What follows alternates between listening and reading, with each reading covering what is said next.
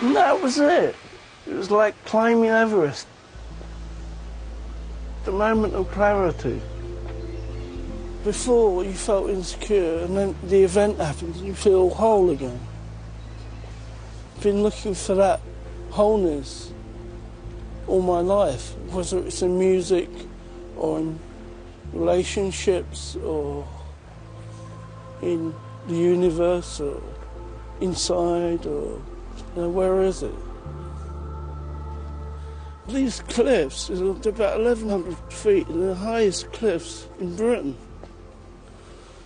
And in Victorian times, if you wanted to get rid of your missus, you could bring her here on holiday and push them off the cliff. OK, darling, want to come for a little walk along the coast path? Throughout the Kinks' career, I don't think people knew what to do with the Kinks. One lump or two. We went in to record You Really Got Me, and it sounded horrendous. And I think Ray was furious. I mean, we were all furious, the fact that it was sounding so horrible. Girl, you really got me going. You got me so I don't know what I'm doing. And we wanted to re-record it. 3 amps, 3 guitars and drum kit, set up in a room. That's what we wanted it to sound like. So Robert paid 200 quid for a session. They allocated 2 hours in the studio, that was it. Forget it, next.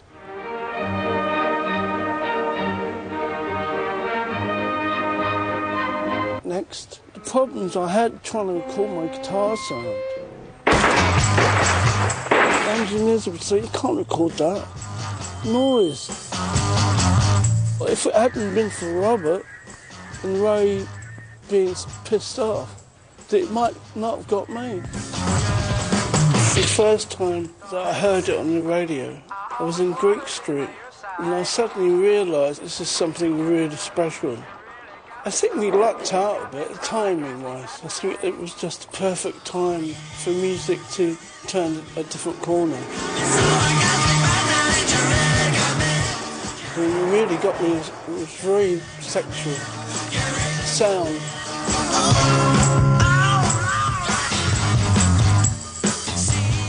My first girlfriend was really jealous of my guitar, so I used to take it to bed with me. Just, make sure it was okay. A lot of young guitarists ask me questions about technique, which I know virtually nothing about. At that age, 15, 16, it would have been just pure rage or anger or what the hell, or panic, or all those things. And it's all over with. It's only 8 bars. So, only a crazy kid would play a solo like that, not a well-honed session man. I mean, it's just pure. I think the big thing about the Kinks is that we thought we were playing R&B, we were playing something that nobody heard of before. It was also energy-driven. He doesn't sit back and think about anything, it's just like, it just goes into it. And that's the way he played guitar.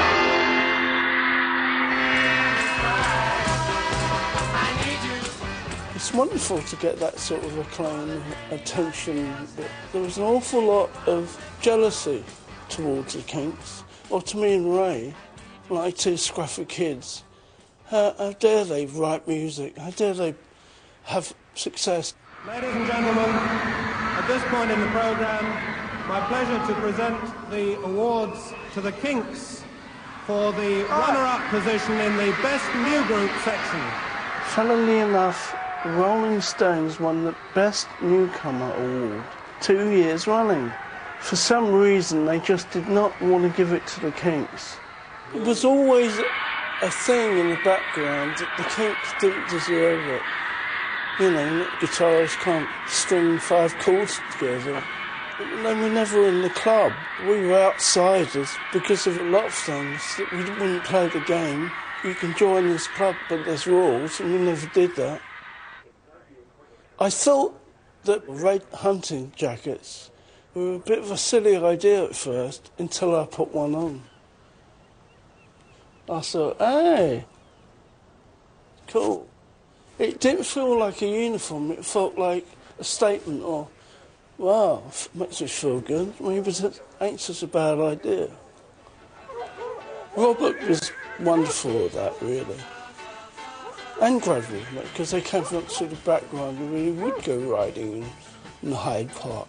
So quite common, that's what you do.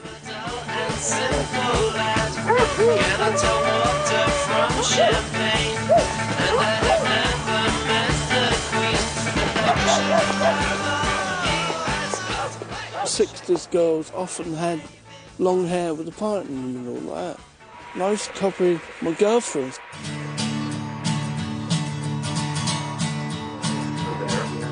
Dandy, Dandy, where you gonna go now?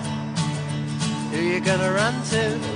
I thought it was much more elegant to part the hair in the middle. You're chasing all the girls, they can't resist your smile. One particular girlfriend I had fairly long hair, but she used to backcomb it, so it sort of come up like a little dome. And I kind of did my hair like that. I never really took it all that seriously, because I wanted to, explore and express myself and have a good time. There was like a little clique of these guys. There was Brian Jones, Keith Moon, Dave Davis. Watch out when this lot got together. I mean, it was really, wow, very wild. If they thought of anything, they'd do it. They wouldn't consider any kind of consequences at all, so it would be quite wild, quite wild. You have to remember there were an awful lot of chicks to fuck at. Oh, sorry. Hang on, I'll do it again. I was 15, we had all the sudden limelight and TV and earning money and excitement. And I just went with it. I was well up for it. The girls, that was all over the place, and I could do what I liked. I was a young man who was very virile, and I liked sex. The world at my feet. The world at my feet.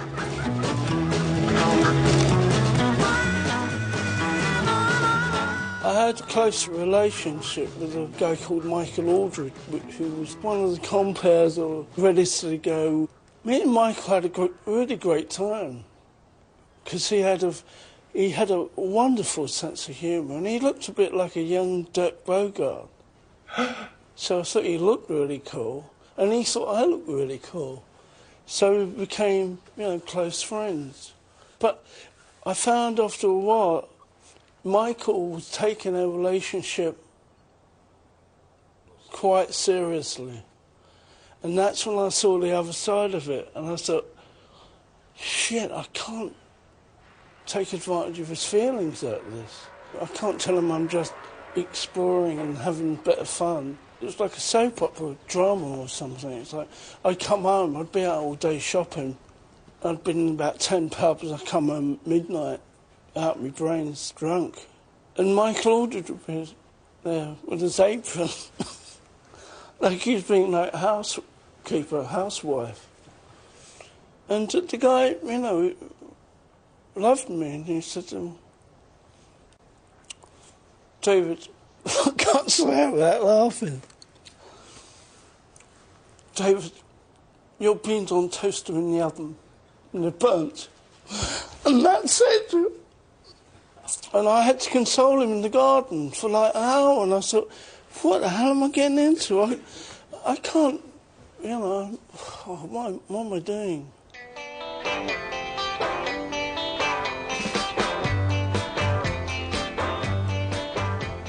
Is that amazing here? If you look across that landscape there, you could almost be on a different planet. What was a really magical thing was was me and Ray when we sang together. I got quite a high voice and knows to sing octaves to Ray. Despite, us being different personalities, our different voices complemented each other.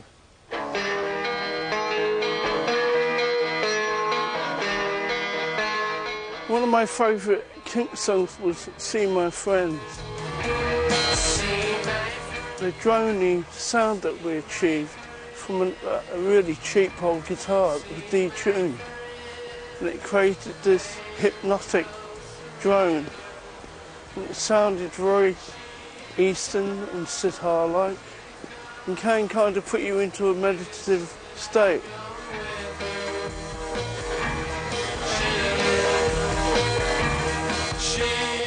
See My Friends really set a trend towards Indian music, that a lot of other bands started to buy the actual sitars and tablas and all the real Indian instruments to try and duplicate a sound we got on a cheap detuned guitar.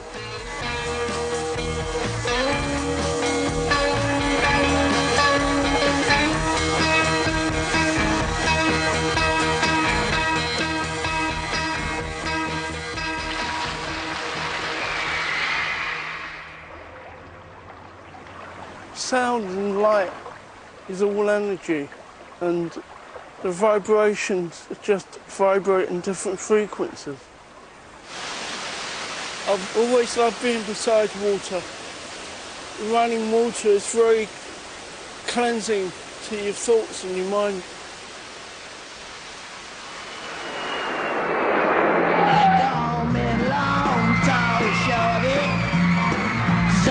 What love is all about. Here with our Shindig finale of the fantastic Kinks. They call me long, tall, shorty. I know what love is all about. Well, I can tell you When we first went to America, the audience were insane, fabulous audiences, but there was an older generation of Americans, it was very low to get out the 50s, that really thought we were a threat or something. Because our music was a lot more aggressive and I like to think more sexual than the Beatles. And we were kind of a bit scruffy, we were a bit wilder, and I had shoulder-length hair, and especially in Middle America or the South, and you get those glares from like rednecks, and you a boy or a girl. I'm both actually. And having a name like the Kinks doesn't really help. But I loved it, I thrived on it really, because I was a cheeky kid and it seemed fun that people thought I was pissing them off.